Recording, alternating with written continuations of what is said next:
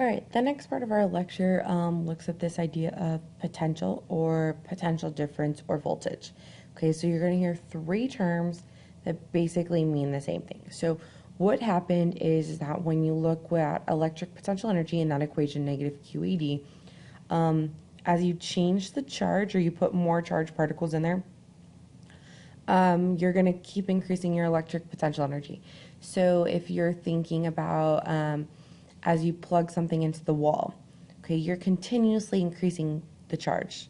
All those electrons keep moving and moving and moving and moving and moving. So your electric potential energy is going to sit there and get bigger, bigger, bigger, bigger, bigger, bigger, as long as it's charging. So if you think about your cell phone, it's charged in overnight, that's 12 hours. 12 hours of charge is moving.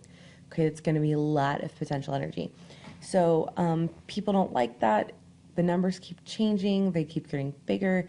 And so basically what happened was that we came up with a concept of electric potential, which is a scalar quantity, so no direction, magnitude only. And what it's looking at is it's looking at the total potential energy per unit charge. Sorry about that. And it works no matter how many charges are added. So it's basically a way of keeping our numbers down because you're looking at it per unit charge. So you're looking at like an individual sort of scenario instead of the whole thing as a group. So down here at the bottom, you end up with your equation. V equals your electric potential energy divided by Q. V right here is going to be your potential difference, your voltage, and to make it nice and easy for you, it has units of V, our volts.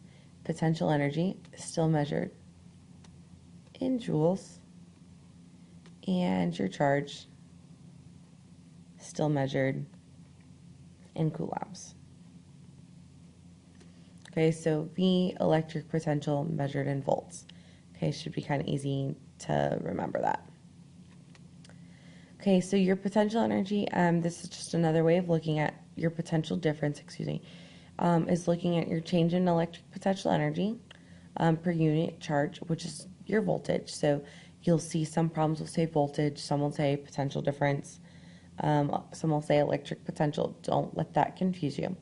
So when you're specifically looking at the potential difference, since you're looking at the change, that's what a difference is.